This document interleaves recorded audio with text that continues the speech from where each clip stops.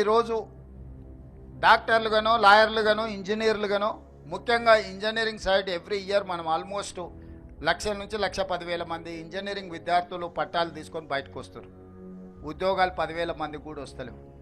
దీని కారణం ఏంది అంటే పట్టా సర్టిఫికేట్ తీసుకుంటారు కానీ వృత్తి నైపుణ్యం ఉండడం లేదు, స్కిల్ లేకపోవడం వల్ల.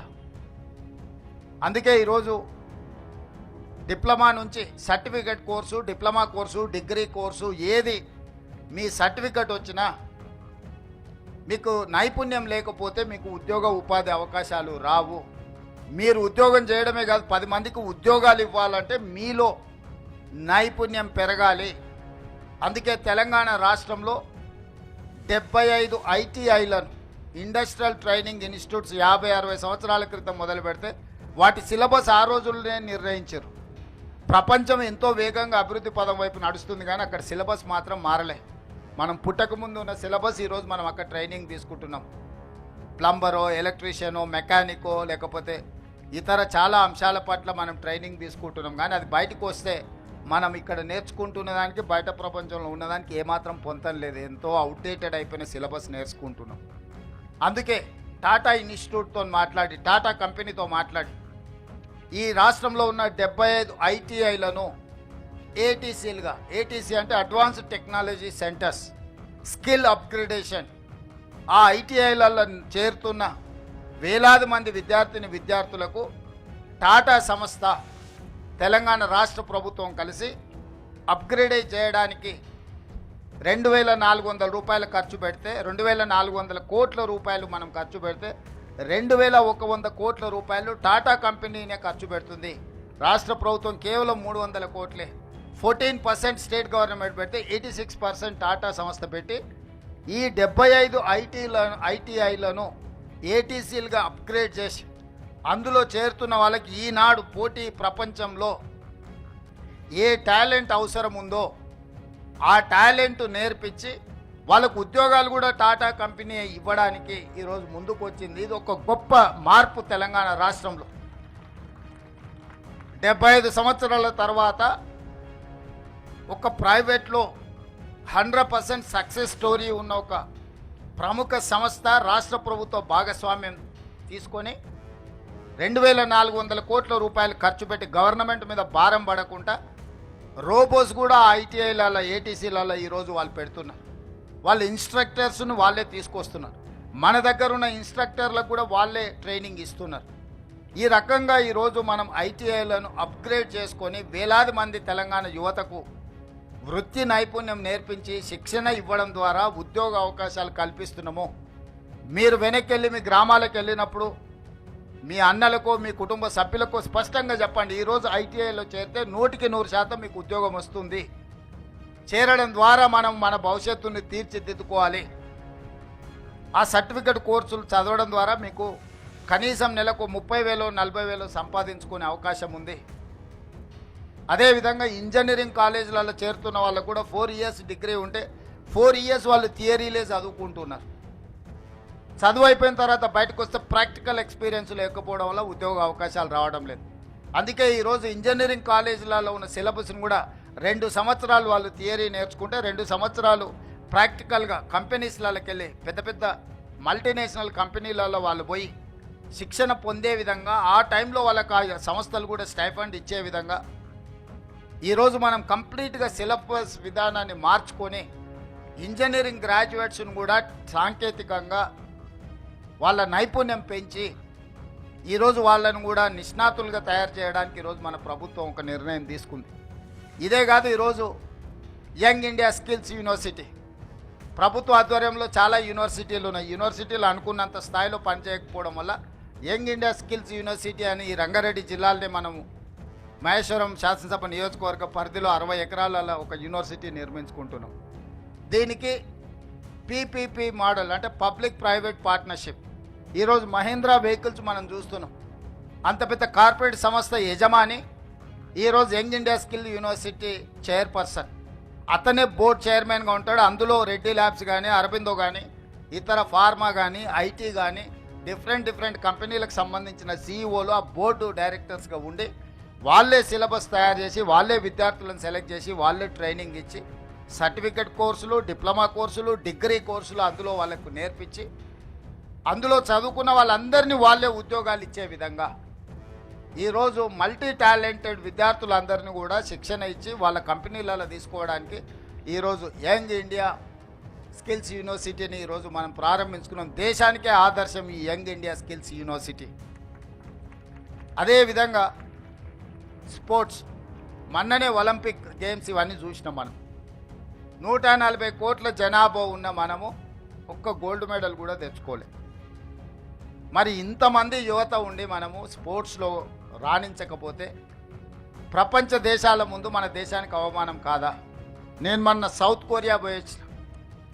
అక్కడ సౌత్ కొరియా స్పోర్ట్స్ యూనివర్సిటీ పోతే ఆ దేశానికి 32 మెడల్స్ వస్తే ఆ ఒక్క యూనివర్సిటీలోనే 16 మెడల్స్ వచ్చినాయి. ఒక అమ్మాయికి 3 గోల్డ్ మెడల్స్ వచ్చినాయి ఆర్చరీలో. అంటే ఒక అమ్మాయి ఆ యూనివర్సిటీలో చదువుకొని రాణిస్తే, శిక్షణ తీసుకుంటే, ఒకే అమ్మాయి ఒలింపిక్స్లో 3 గోల్డ్ మెడల్స్ సాధించింది. ఒక చిన్న దేశము, హైదరాబాదు నగరంలో ఎంత జనాభా ఉందో టోటల్గా దేశంలోకి అంత జనాభా ఉంది. అట్లాంటి వాళ్ళు 32-34 మెడల్స్ ఒలింపిక్స్లో తెచ్చుకుంటే 140 కోట్ల జనాభా ఉన్న భారతదేశం గుడ్ల పగిచ్చి చూస్తుంది. ఇది మన దేశానికే గౌరవం కాదు. అందుకే తెలంగాణ రాష్ట్రం ఆలోచించి 2028 ఒలింపిక్స్లో ఖచ్చితంగా గోల్డ్ మెడల్స్ తెలంగాణ రాష్ట్రానికి సంబంధించిన క్రీడాకారులే సాధించాలి అని యంగ్ ఇండియా స్పోర్ట్స్ యూనివర్సిటీని కూడా మనం ప్రారంభించుకుంటున్నాము.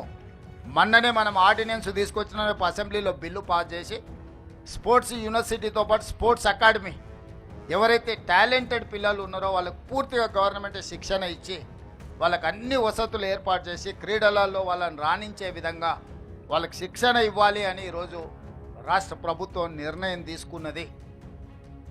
ఈరోజు మనము క్రీడలలో రాణించకపోతే మన దేశం యొక్క గౌరవం, ప్రతిష్ట ప్రపంచ దేశాల ముందు రాణించదు.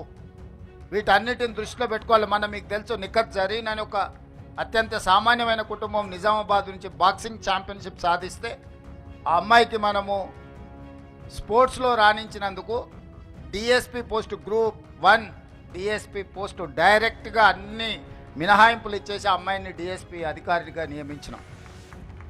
సిరాజ్ క్రికెట్లో రాణిస్తే అతనికి ఎడ్యుకేషన్ లేకపోయినా అతనికి పూర్తిగా రిలాక్సేషన్ ఇచ్చి అతను కూడా డిఎస్పి ఉద్యోగం ఇచ్చినాం. నేను ఎందుకు ఈ విద్యార్థుల ముందు ఇవన్నీ ప్రస్తావిస్తున్నా అంటే చదువుకుంటేనే ఉద్యోగం వస్తుంది, చదువుకుంటేనే మన లైఫ్కి ఒక భద్రత ఉంటుందని కాదు. మీరు క్రీడలలో రాణించిన డెఫినెట్గా ప్రభుత్వ ఉద్యోగాలే కాదు, ప్రపంచంలో ఎన్నో అవకాశాలు ఎదురు చూస్తున్నాయి మన కోసము. క్రీడలలో రాణించండి. మల్టీ టాలెంటెడ్, ఇంతకుముందు అక్కడ పిల్లలు మరి వాళ్ళు ట్రైనింగ్ ఎవరు ఇచ్చారో అద్భుతంగా మృదంగ వాద్యం కానీ, లేకపోతే ఇక్కడ నందకిషోర్ అబ్బాయి పాడిన విధానం కానీ, ఇవన్నీ మీలో ఉన్న దాగిన మట్టిలో మాణిక్యాలు. మీరు వీటిని మీలో ఉన్న ఎక్స్ట్రా టాలెంట్ ఏది ఉందో టీచర్స్ కానీ ఇక్కడ ఉండే సిబ్బంది కానీ నా సూచన, ఎక్స్ట్రా టాలెంటెడ్ స్టూడెంట్స్ని పికప్ చేయండి. అది స్పోర్ట్స్ కావచ్చు, గేమ్స్ కావచ్చు, అదర్వైజ్ అదర్ టాలెంట్స్ ఏవైనా ఉంటే వాళ్ళని గుర్తించండి, వాళ్ళకి శిక్షణ ఇప్పిద్దాము.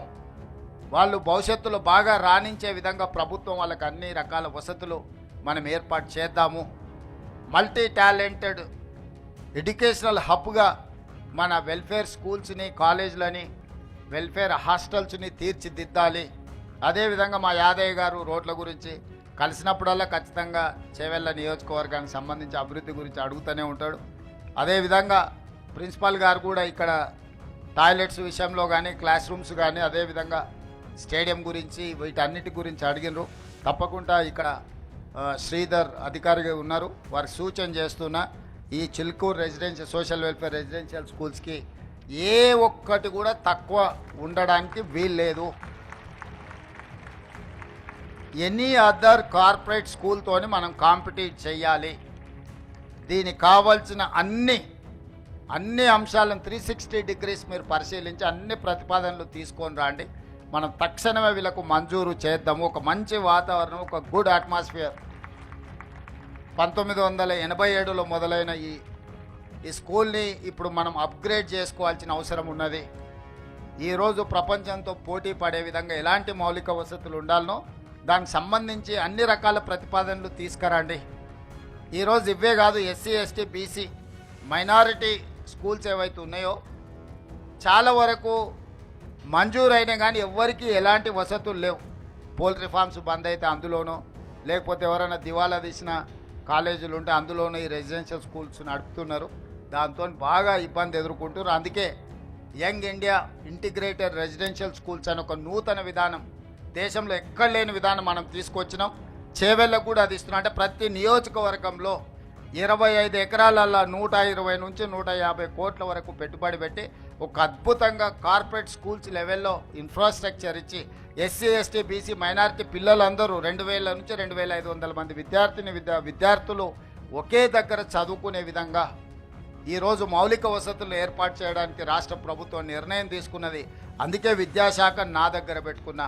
స్వయంగా ముఖ్యమంత్రిగా నేనే పర్యవేక్షిస్తున్న వీటన్నిటినీ. Young India integrated residential schools కావచ్చు, యంగ్ ఇండియా స్కిల్స్ యూనివర్సిటీ కావచ్చు, యంగ్ ఇండియా స్పోర్ట్స్ యూనివర్సిటీ కావచ్చు, ఆల్ వెల్ఫేర్ రెసిడెన్షియల్ స్కూల్స్ వీటన్నిటిని నేనే ప్రత్యక్షంగా పర్యవేక్షించి వీటిని పూర్తిగా కోల్పోయిన ప్రతిష్టను మళ్ళీ సాధించుకునే వరకు మనందరం కష్టపడి పనిచేయాలని చెప్పి ముఖ్యమంత్రి దగ్గర ఉంటేనే అధికారులు గౌరవంతోనో భయంతోనో సామాజిక బాధ్యతతోనో పనిచేస్తారన్న ఆలోచనతోని ఈరోజు మంచి అధికారులను నియమించడం జరిగింది.